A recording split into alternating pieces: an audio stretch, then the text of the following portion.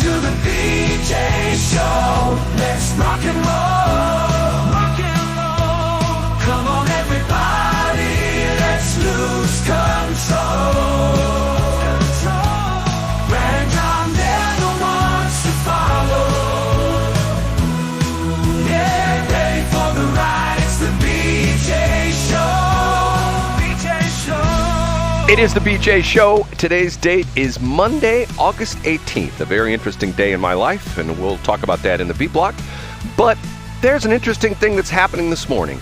There is no John Combest. Now, normally when there's no John Combest, we just play a best of. But this morning, I have a special guest, Mr. Niles Stephens. Good morning, Niles. How you doing? I am fantastic. How are you this morning, Brad? Just great. Now, what's sort of interesting about this, John is doing first day of school duty, so he's got to get the kids off to school and the whole bit. So it was interesting because I guess a couple of weeks ago you contacted me and said you wanted to see if you could get on the show and talk about an event, or actually not necessarily an event. Is it an event, or is it just like a movement? So what we're going to talk about is the committee hearing for the House Special Committee on Property Tax Reform. So it's a committee hearing that we're trying to rally people to. So it is an event. So I said, and it was funny because Niles said he wanted to be on the 18th, and I thought, well, that's the day John's off. So I contacted Niles last week, and I said, Niles, how about we do a double duty thing where you come on and you talk about what you want to talk about, but before you do that, you pretend you're John and you do the John's top three. How about that, Niles? That sounds great. Yeah, I got some big shoes to fill, and I've never actually met John in person, so I feel like this is just getting like one step closer to actually being able to shake hands with the great John Combest. So I'm honored to be here. You know, he's sort of an elusive guy. I don't know if you heard us talk about this in the show before, the fact that I go to Jefferson City quite often, and until recently, he hadn't been to Jefferson City in 15 years. And I'm going hold on a minute, John, you're the guy that knows all these politicians, you know, all these highfalutin people in high places in the state of Missouri, and you haven't been to Jefferson City in 15 years? Niles, should I ask you, when's the last time you were in Jefferson City? I was in Jefferson City last year for our Mo Tax Relief Now tax rally. We were working on the zero income tax bill, and so we rallied a bunch of grassroots people to Jefferson City. So that's the last time I was down there. But is it to the point where you've been 15 years where you haven't been there, or is it to the point where you routinely go there, or is it just passing? Oh, no. I'm actually pretty new to Missouri state level government stuff. I've been doing city council stuff, school board, local Republican campaigns. So I've been focused mainly in St. Louis. So these last 2 years has been my experience with the state level. Interesting. Now, for those of you who don't know what Niles Stephens, and let me give you the spelling of your name. People want to search you. It's Stephens, correct? That is correct. And Niles is Niles. Is that like a family name? See, I love interesting names. I don't know anybody who's named Niles. Is that somewhat of a family name? No, my first name's actually Frederick, so it's Frederick Niles Stephens. But I go by my middle name because my family is originally from Mississippi, and so for some reason in the South, everybody goes by their middle name. Really? Interesting. But Niles was a name in a book that my mom was reading at the time when she was pregnant with me. Interesting. Now, you're a regular working guy, and I know you're in the construction business, aren't you?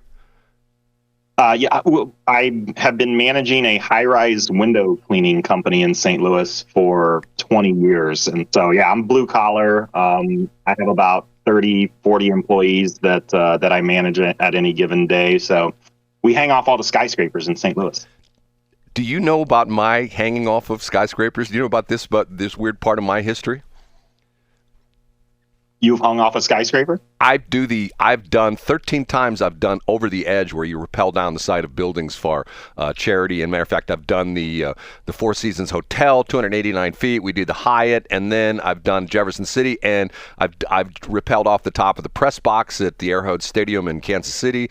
And my favorite one was I rappelled 350 feet down the side of the Caesars Palace Hotel Tower in Las Vegas. How's that? So I know what you guys go through by. I'm impressed.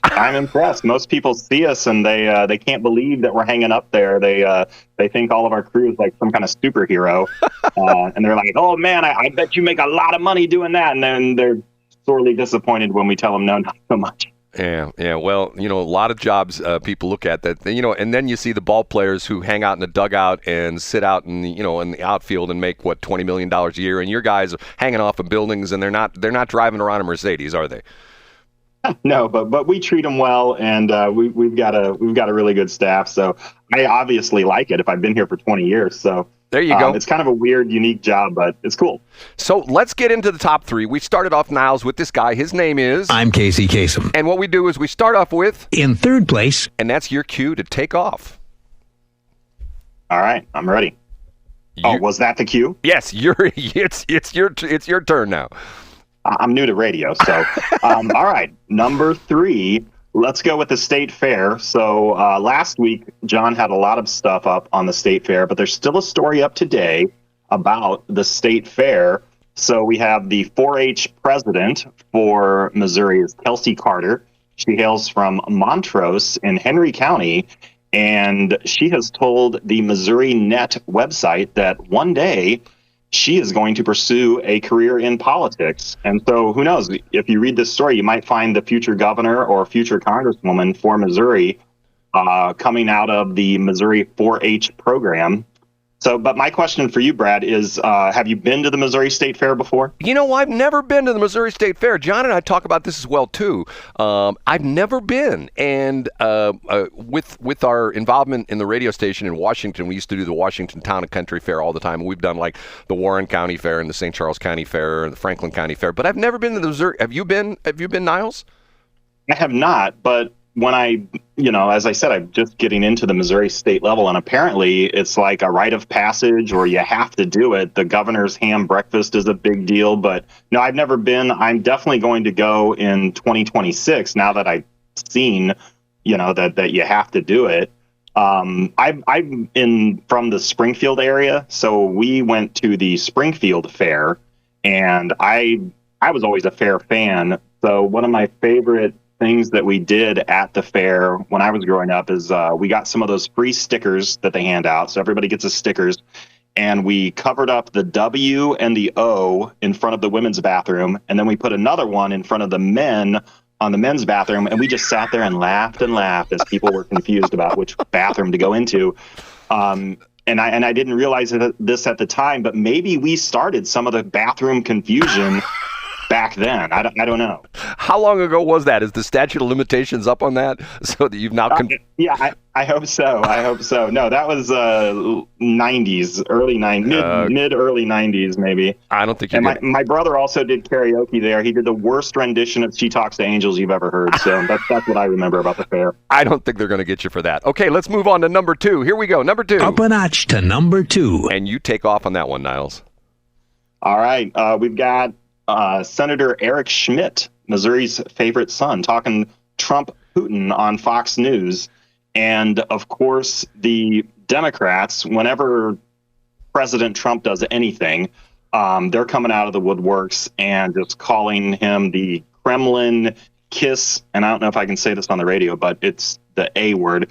And they're all out on diplomacy. So if you're in the Democrat Party, diplomacy is out, speaking to other foreign leaders is out, and just buy more weapons, buy more guns, promote more war, I guess, is the Democrat strategy. I'm not really sure. But how did you like the flyover with Putin when they met? Did you see that? That was interesting. I have to admit, it was the B-2 bomber. And you know where the B-2 bombers are, Niles? You know where they come out of, don't you? That is the great state of Missouri. Right. Matter of fact, right down the street from Missouri State Fair. Yeah, and I don't know, were there's F-35s? It was the B-2 in the middle, and then there was 2 on the left and 2 on the right. And I thought to myself, man, that's a show of power. I mean, how did you feel about that, Niles? Did you feel like, hey, we showed those Ruskies, or do you think it was like embarrassing? No, I kind of agree with Senator Schmitt that what he talked about on the interview on Fox News was how this is just a starting point. Like we're trying to, when you're working diplomacy, you got to start somewhere. And if you're going to start with a guy like Putin, you might as well come out guns blazing and fly a B-2 bomber right over the top of his head, just as a shot across the bow. So I didn't mind it at all. I thought it was great. And Senator Schmitt reminded everybody on Fox News that when you hear President Trump's detractors, most of the people that you're listening to were wrong on everything leading up to that point. And so when you're talking about the withdrawal from Afghanistan, Benghazi, all the major problems that we've had in foreign policy have all come from the people who are attacking President Trump. So yeah, there's no doubt about that. Okay, we're ready for number one? Let's do it. The number one. And now Niles, sitting in for John Combest, does the number one story on johncombest.com. So I am a Freedom Caucus supporter. I have We Support the Freedom Caucus sign up in my garage. I love the Freedom Caucus. There's a story on the Missouri Independent bemoaning the fact that there are only 2 senators left in the Freedom Caucus in the state of Missouri, and that is Nick Schroer from the St. Charles area and also Adam Schnelting from the St. Charles area. And they go through, Jason Hancock is the author here, and he explains how Senator Bratton and Senator Hudson have both quit the Freedom Caucus recently, and that's due to their votes with the Chiefs and Royals incentive packages. I believe last year or maybe the year before, Jill Carter was in the Freedom Caucus, then she's out of the Freedom Caucus. So being a Republican, we are individualists, and so I can see where a lot of senators would have a hard time joining on with the Freedom Caucus because, it's being a collectivist or being a collective group when you're an independent-minded Republican, it sometimes doesn't work out. So you feel that, an interesting thing about this is, remember, if you go back in history, one of the prominent members of the Freedom Caucus was Bill Eigel. If you remember that, and I think he was sort of maybe the poster child, or how would you consider him to be like sort of the face of the Freedom Caucus? He got his picture on TV and in the newspaper quite a bit. Yeah, Bill Eigel was the kind of the face of the franchise when he was in the Senate as a member of the Freedom Caucus. And one of the reasons that I support the Freedom Caucus and I like the Freedom Caucus is because they're the movers and shakers in Jefferson City. They are the ones who are going to grab the headlines because a lot of times they have the best ideas. When you talk about lowering taxes and lowering regulations, who better to go to than the members of the Freedom Caucus? Now that dovetails nicely into, now what's interesting, let me give a little bit more background with you. You are a business person. You are a manager at a company here in the St. Louis area. And how did you get into politics? Because I've seen your name pop up on quite a few things. You've invited me to several events. Matter of fact, you invited me to the event out there. Was that back in June at the DePere Lodge out there off of 270 and Manchester? How did you get involved in all this stuff? So in 2012 through probably maybe even before that. So early 2000s through the first Trump campaign in 2016, I just did a lot of politics online and just posting Facebook and everything. And I had a pretty decent, following or conversations back and forth. And once Trump got elected in 2016, I was like, well, I don't want to just be online and just post things on the internet. I want to go do something. So I went to a coffee with the mayor meeting because I was like, well, I guess I'll start local and just go, see what's happening in the city. And I was like, well, how do you get involved? How do you volunteer? I'll join your planning and zoning or a committee or commission. And some lady jumped up in the back and she's like, hey, you want to get involved? Here's my card. And then within 18 months, I was a city council member. So I did that for a couple years. I ran for mayor in Wildwood, where I live. That was 2020. That was a bad year it was a good year for incumbents, bad year for me. So I didn't win that one. I've run school board campaigns. I helped out a lot with the David Gregory campaign last year. So we helped get him elected. He's my state senator. And then I was elected as a delegate for President Trump this year. So I got to go to the convention. I got to go to the inauguration. And I'm also currently an elected member of the Republican Party for Wild Horse Township. So I'm a glorified volunteer. And I got a new position, which is what we're going to talk about with the tax issues. I am the new managing director for Mo Tax Relief Now. Now, and by the way, I'm very impressed because you literally decided to take the bull by the horns, and the bull hasn't horned you yet. Are you still in good shape? You haven't been gored by the bull yet? Oh, I've been horned plenty of times. Yeah. You know, you stay in politics long enough, you're going to take some hits. So I've had plenty of hits, but I'm still standing and looking forward to continuing for years and years to come. Now, I love being a part of the conversation and just being a thought leader and a doer. I really respect the people who get out and do the work. And so that's what I try to do in politics. Now, what you are specifically talking about today is, and you are you totally against property taxes, or what? Explain where your position on this is. Well, right now in the state of Missouri, a lot of the committee members for this hearing that we're going to, they're worried because Missouri could end up getting sued for unfair taxation. So the Missouri Constitution says that you have to have uniform taxation.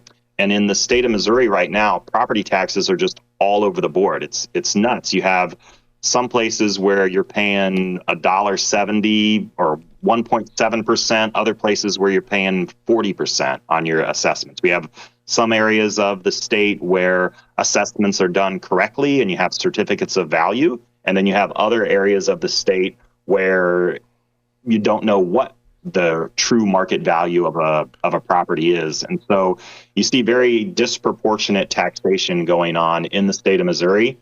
So that's a big problem that we're looking at. And also my issue and why I'm really taking an issue with the property tax is because the growth of government is outpacing my ability to pay as a blue collar employee in the private sector in Missouri. Now, it's interesting you bring that up, and I've heard some people, one of the rallying cries I've seen online is that people complain in general about property taxes because they essentially say you don't really own the property, you sort of rent it from the government. How do you feel about that? I would agree to that, especially on the personal property tax. I can see a place where real estate taxes are, I guess, not okay, but they've been around forever. I mean, they've been around since the Egyptians. But what Ben Keathley makes a good point of when it comes to real estate taxes is that in the old days, when you had real estate taxes, it was all about the value of the land. And so everybody had a farm, everybody was producing off of the land, and that was your contribution to the public sector was what you could produce off of your property. You would give a little bit to the government to help with the infrastructure and all their needs.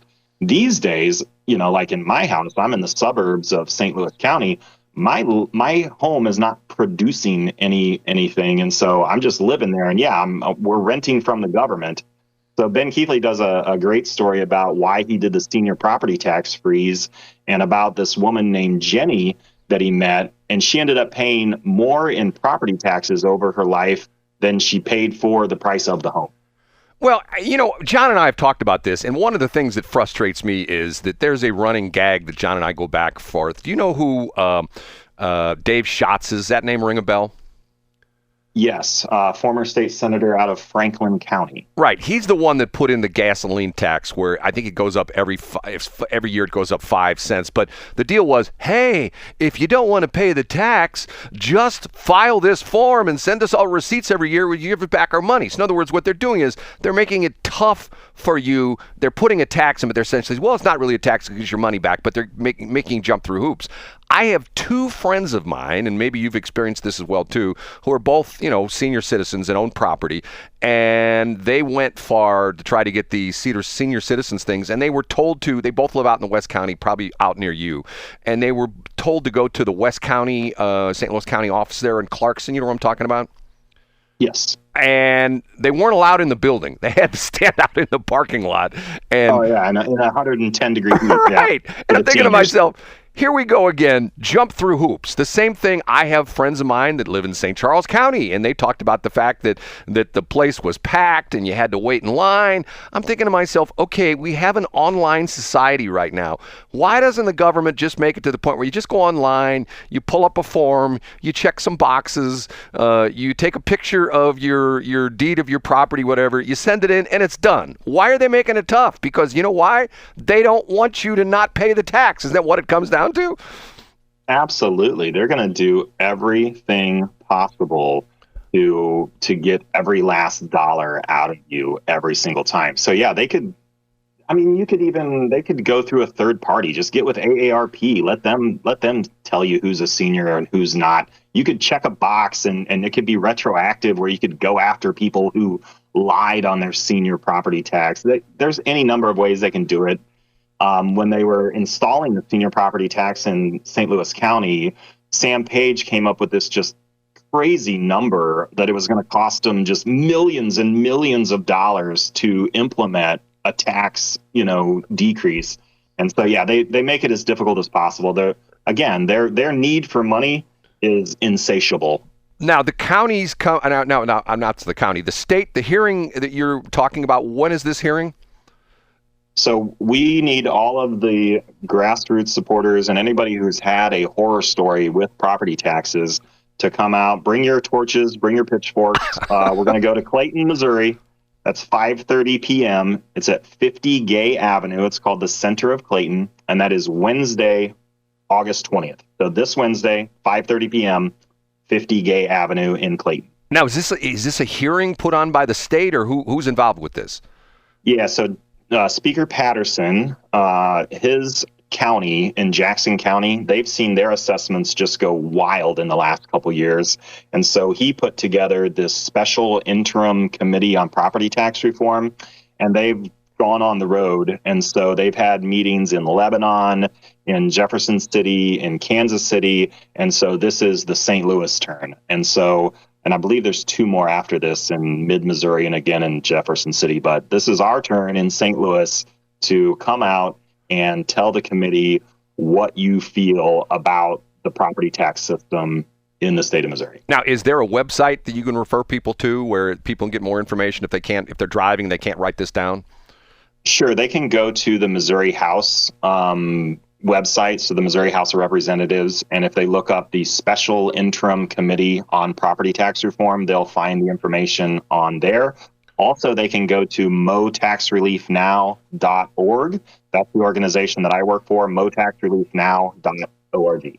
Now, what exactly do you do in that in your what you say you work for? Is this like a volunteer position? You actually get cash out of this deal? No, yeah, I know.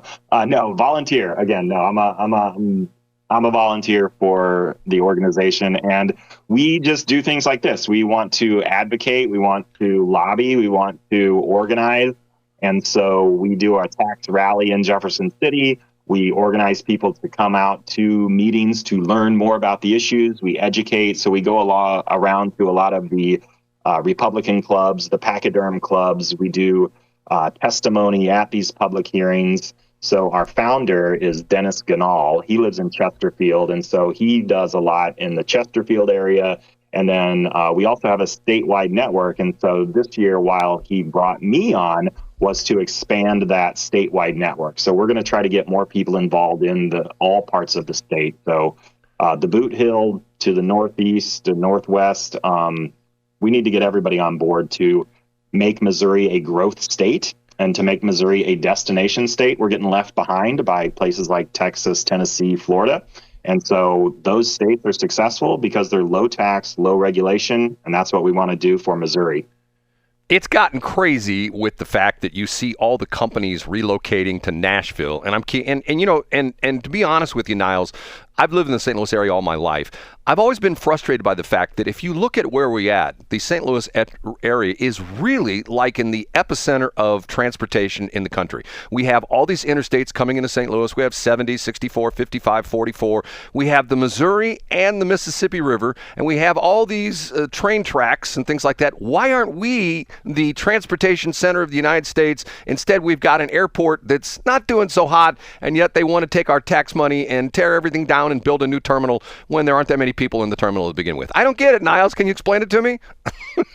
If I could, well, I mean, you can explain it by the states that are leaving us behind are the ones that have zero income tax. And so that's a big issue that we're going to work on this year is states like Tennessee, South Dakota, Florida, Texas. Zero income tax brings in the business, and that brings in the growth that you need. And so our urban cores in St. Louis and Kansas City are getting hollowed out because, like in St. Louis City, not only do we have a state income tax, but they also have an extra earnings tax. So if you live and work in St. Louis City, you get to pay an additional 1% of your income. Who wants to go do that? Why would you not, especially in the age of technology that we're in, if you can work from home or you can work online versus going to an office downtown St. Louis, why wouldn't you just save that 1%? So we need to lower taxes, to make this a low tax, low regulation state, to bring in businesses. And we have plenty of room. Downtown St. Louis is dead right now, and we can easily infill that. And we could become a growth state just like Nashville. There's plenty of space in downtown for businesses and residents to come to. That's Niles Stephens sitting in for John Combest this morning, Stephens. If people want to get a hold of you, what's the best way? Give us your socials, all that kind of good stuff. So I'm on X, at Niles Stephens. I'm on Facebook, Niles Stephens. I just started the Instagram account and the TikTok page for MoTax Relief Now, so you can find me on any of the socials. And motaxreliefnow.org. Sign up for the newsletter, and you can stay informed on any tax issue going on in Missouri, especially when we get into the next legislative session. Our founder, Dennis, does a great job of getting information out to the public through his newsletter. Niles, I think you did a damn good job sitting in for John, and those are some big shoes to fill. And you know what that means? The problem that's created is if John has another day off, I may be giving you a call for the co-host. How's that? Hey, let's do it. I've really appreciated the time. And one thing before you go, I just wanted to make mention real quick. Our Senate leader, Cindy O'Laughlin, her daughter had a terrible accident recently. So keep Cindy O'Laughlin and her family in your prayers this week. Got it, Niles. Niles, thank you so much. You did a great job. And but the only problem is John is pretty much of a critic. We'll have to get the John Combest critique because I know he's probably going to be listening to the replay of this show. And you will get your critique tomorrow. And if he critiques you anything like he critiques me, you want to keep the razor blades away from your wrists, if you know what I'm saying. All right. I got thick skin. I can handle it. Let's go. Niles, I appreciate it, man. We're going to take a break. We'll be back with Brad's Top 3. That's coming up. All right, let me do this. I got to do this. I messed up. Okay. Coming up next, 7:32.